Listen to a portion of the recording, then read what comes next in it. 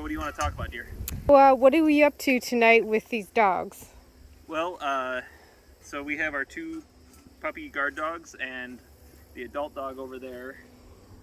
She's a little standoffish, but I think it was my brother, asked about stuff we were making, so I thought I'd go over how we're feeding the dogs and how that's already changed in not very much time.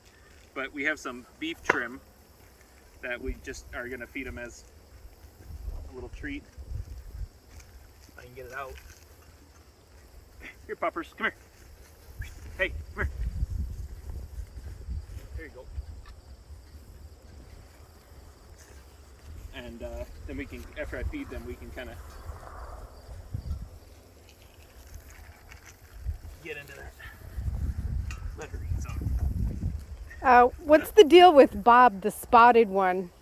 Well, he's kind of, it's interesting. The adult dog's not really the dominant one. It's that black and white male dog. And so I kind of am keeping him away so he doesn't eat it all. He's kind of greedy, isn't he? Yeah, so he usually gets to eat first, and that's all right. They all get enough. So I do want to start out by saying this is not my idea. This is just our iteration on it. So when we started adding guard dogs in as we got rid of our cattle, we were feeding pretty much just raw meat food. But as we've kind of taken stock of what we had, we kind of felt like, okay, we need to start mixing in some kibble so that the raw meat that we have for the dogs will stretch, through to the next butcher.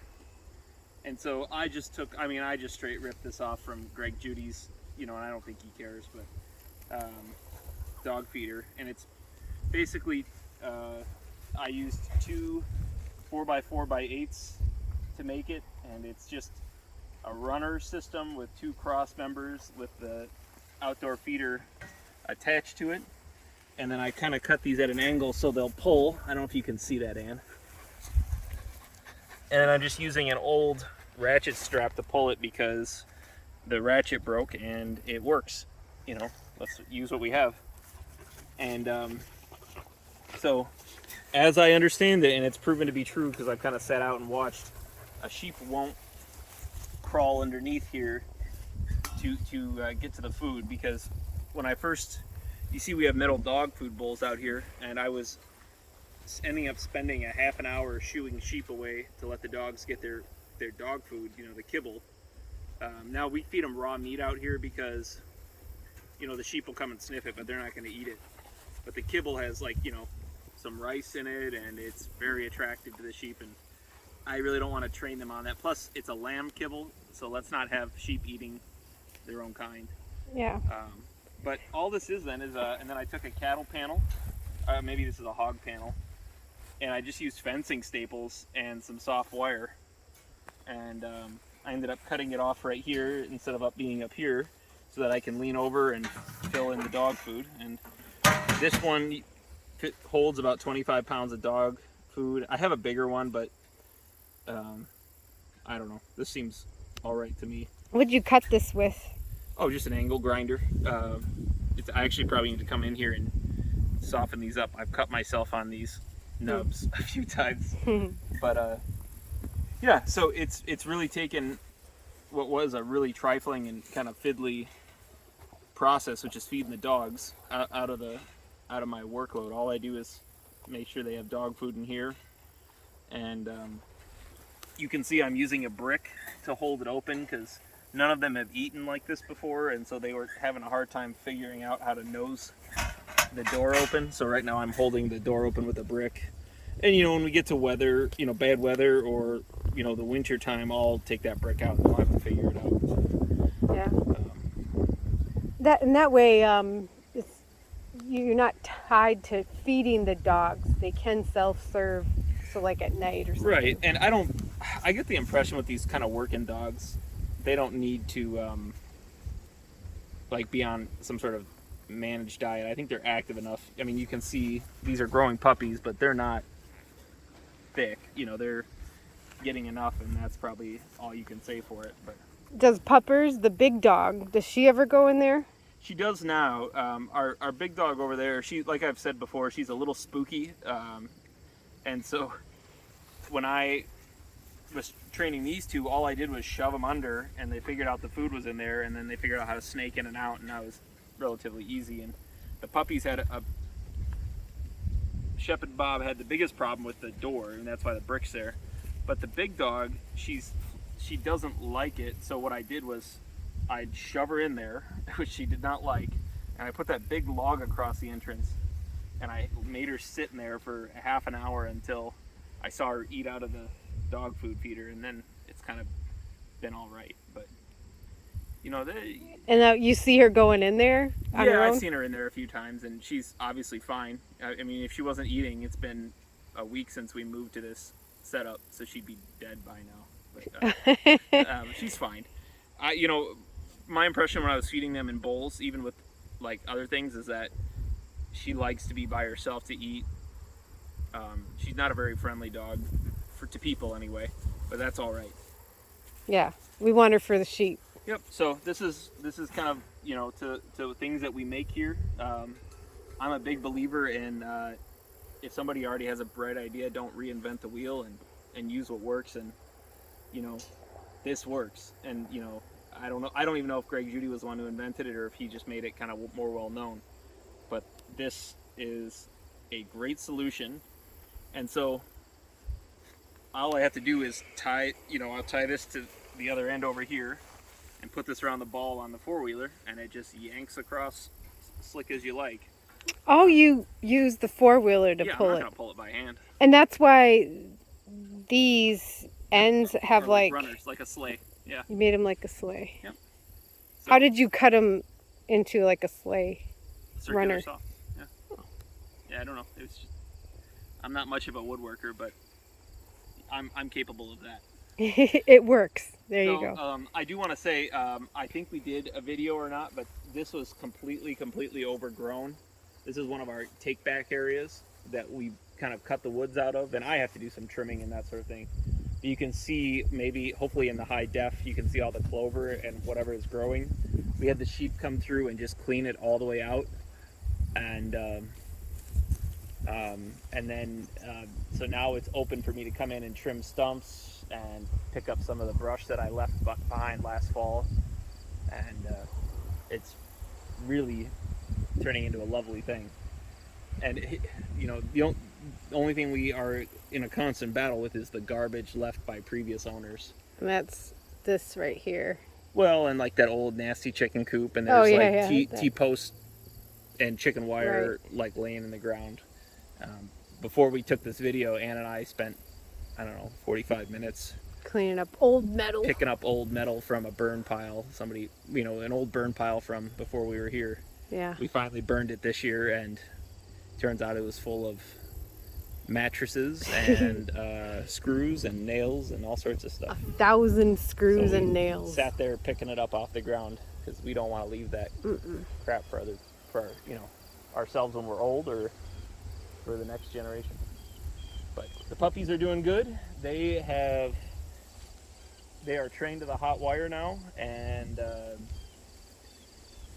I think we're gonna next paddock move. Right now we're on 2-wire. Next paddock move, we're gonna go to 1-wire and see how that goes.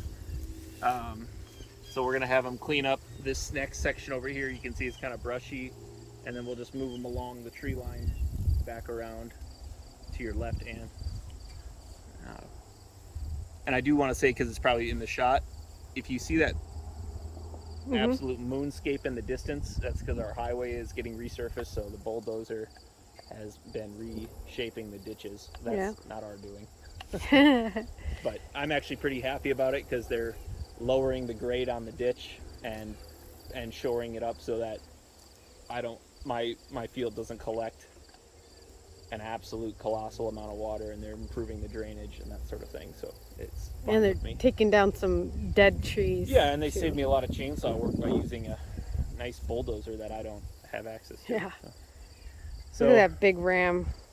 So yeah, these lambs are getting big. The biggest guy, he's our big boy, and then the other guy with the green collar on him is our new Katahdin ram from a nearby farm. So we're gonna go back to some more Katahdin genetics, as we mix it up. And then the other 3 are going to the butcher, I think. Yep. These puppies are getting big. The nice thing is, I'm really, really glad I went and hunted down, and I did a lot of driving to get these dogs from working farms, because I have yet to see either of these dogs chase or nip at a ram or a sheep of any kind. In fact, if I saw the white girl, she was trying to play with the ram, and he just put her in the dirt, and so the goal then is that they don't grow up, and when they're 100 and 150 pounds, they think they can pull and tug on a sheep. That's not what we want. So, Do they ever lay together? yeah, I've come out a couple times just because I heard a lot of barking, and I want to make sure.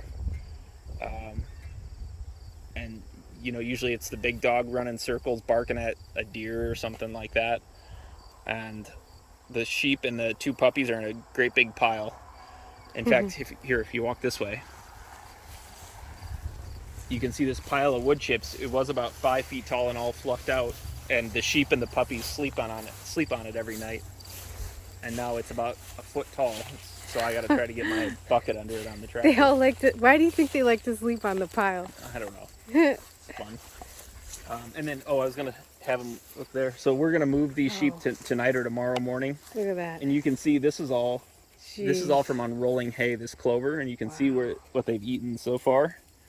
And then we're going to give them all of this to clean up, and then into those trees over there. Yeah. And the ewe flock is over that hill over there. And they have about 12 more days on that soybean field that we converted to pasture. And then they'll rotate up into that field that faces north up there. So I figure we're going to get one. We're finishing up our 4th rotation of the year. Maybe 3rd. Oh, are we? Oh, we're still in. Okay, for a second I thought the dogs got out. And so I think we're gonna get a full rotation out of the farm, which is for us is about 50 days after the growing season stops, and we'll just have standing forage that's dormant. So that's a lot of clover. Yeah, that's from unrolling hay all last year. Where we're standing right now, our cattle, because I was feeling lazy last fall, I just put the cattle down the hill from the house. Do you have any concerns with them getting bloated? No, because there's brush. I think if you just gave them a pure stand of clover, and it's also late fall, it's not early spring clover. They've been eating clover and legumes all year. So their system is used to it. Yeah, clover can be a little tricky with bloat if you hit them with dew on it, hit them in the spring when they're used to hay, and you just put them on a big flush. But other than that, I mean, I don't know. I've even pushed them a little bit. I've noticed it more in cattle than sheep. I was talking to another farmer who has done cattle for a lot of years, and my experience with these sheep, maybe it's just the genetics we got, has been totally the opposite of what everyone says about them. Most people say I like sheep, or they seem fine, but they're too delicate or they're too fussy. And I found it the other way. I had more trouble with our cattle when we had them than these sheep. They just seem to just keep going. You got a good breed. Yeah, so yeah, we spent the money on the rams, and the ewes are a mixed bag here and there, and but the rams improve them year over year, so we're happy with it.